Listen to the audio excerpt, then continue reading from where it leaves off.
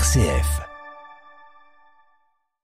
Cette semaine, c'est l'archevêque de Lille qui nous fait le plaisir de répondre à l'entretien avec un évêque. Bonjour, monseigneur Laurent Leboulch. Bonjour à tous. Ce vendredi soir, veillée de prière pour la vie à la cathédrale Notre-Dame de la Treille, pour l'avènement de la paix, pour recouvrer la santé, pour rendre grâce ou demander. Les fidèles le connaissent, ont plutôt l'habitude, mais prier pour la vie, pourquoi, en quoi ça consiste ? Parce que la vie est parfois menacée, parce que la vie a besoin qu'on en prenne soin, et que prier pour la vie, c'est une manière de prendre soin de la vie, c'est-à-dire des personnes qui portent la vie, même quand la vie est difficile et compliquée.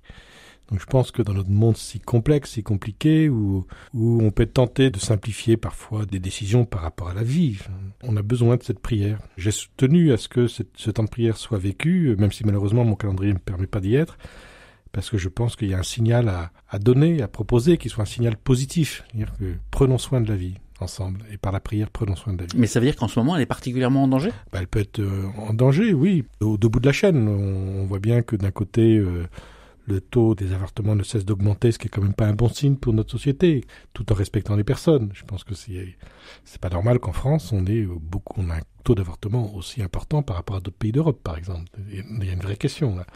Il y a la question de la fin de vie, avec un projet dont on attend encore le contenu, mais qui normalement devrait arriver, et qui interroge aussi à partir de quand peut-on avoir un curseur qui nous permettrait de dire que la vie est digne d'être vécue ou pas. C'est des questions très délicates et très difficiles.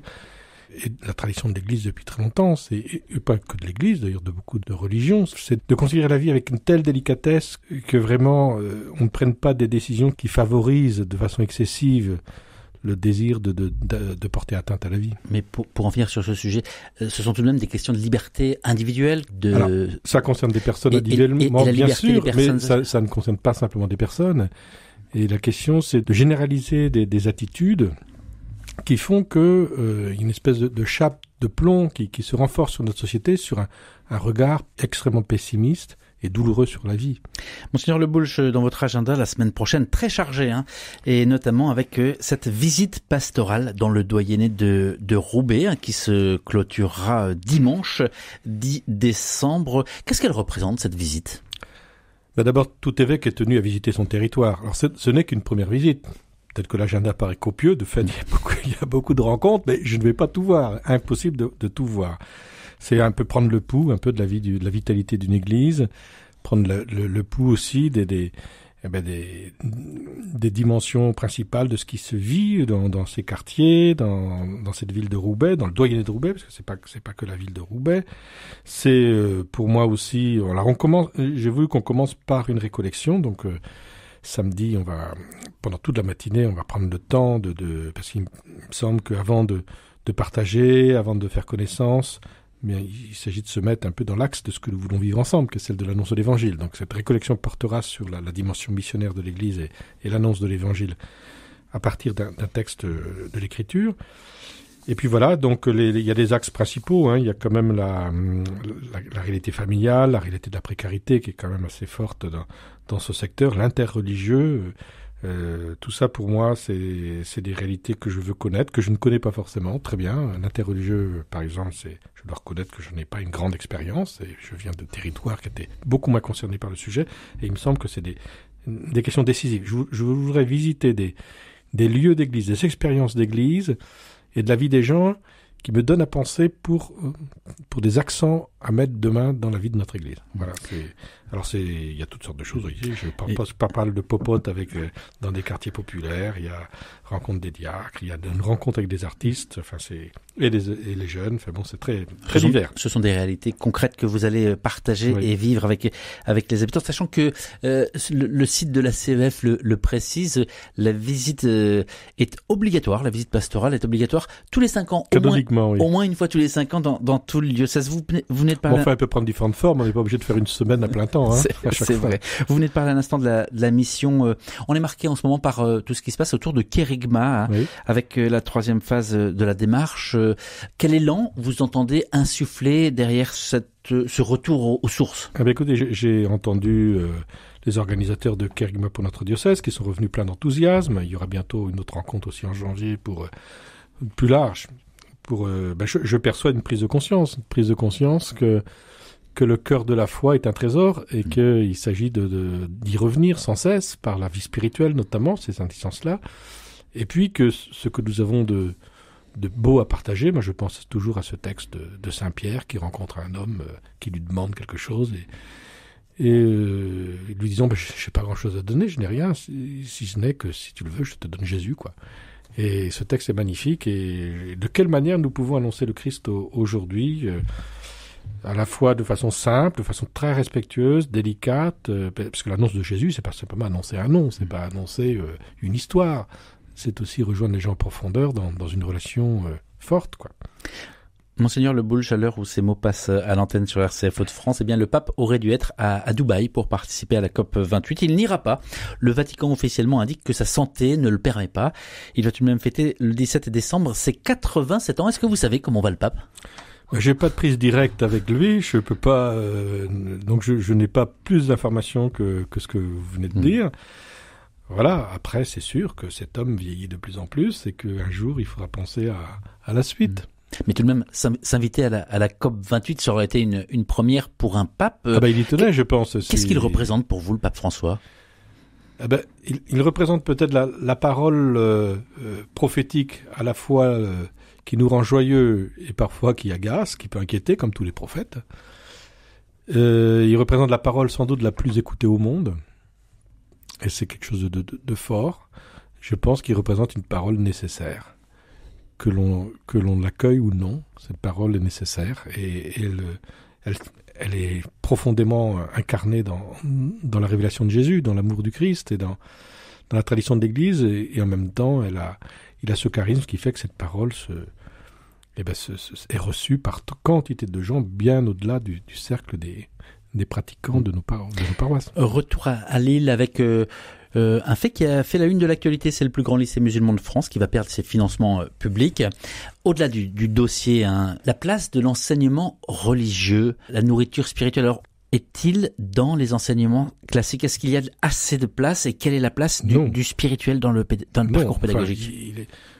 Plus on écarte la culture religieuse de l'éducation des jeunes et des enfants, plus on les rend vulnérables. À moins de penser que cette éducation est un danger. Comment trouver Alors après, la ligne de crête ?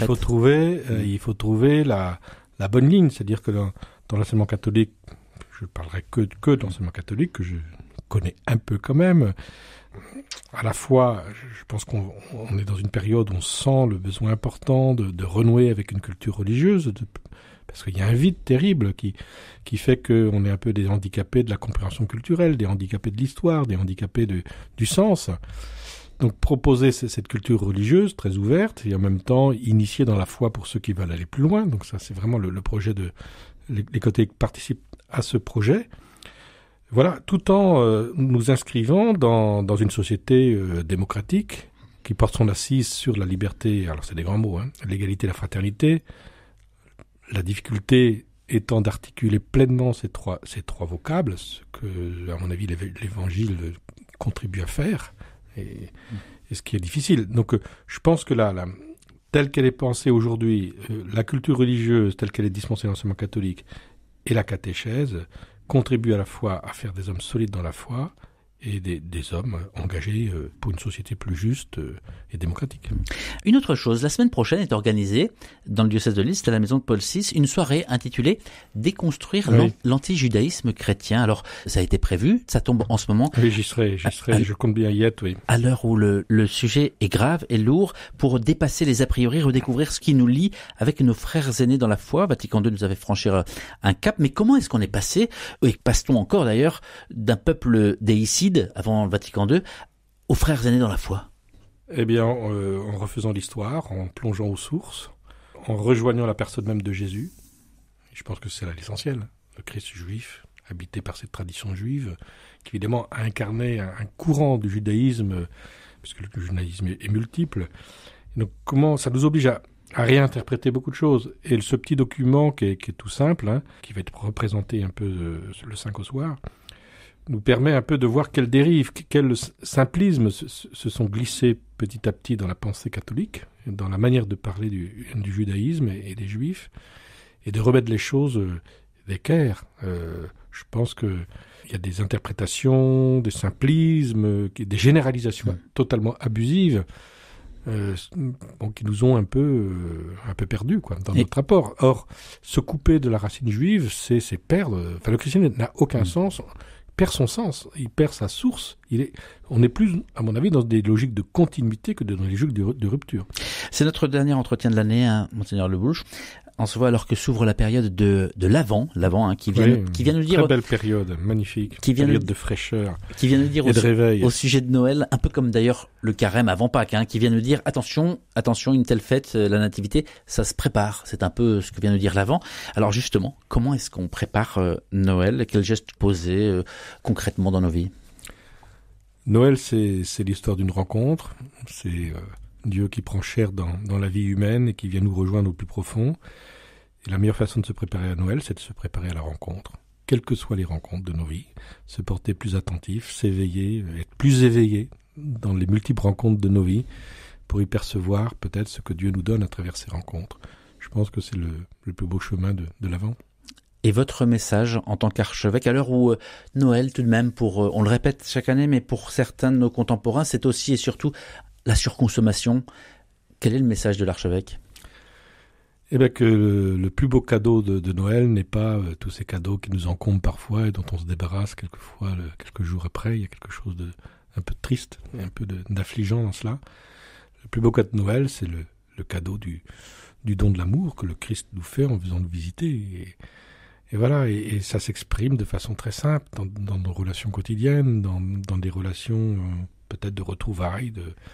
Si Noël est une fête de réconciliation, ça devient une très belle fête. Mais à nous crisper, la logique de consommation nous rend tellement désireux de bien faire la fête. Il faut construire une joie qui devient finalement très artificielle et qui finalement génère beaucoup de frustration, au lieu de cultiver en nous la gratuité de l'accueil du don qui vient. Ce sera le mot de la fin. Merci en tout cas, Monseigneur Laurent Lebouche, archevêque de Lille, d'avoir pris le temps de répondre à ces questions. Merci.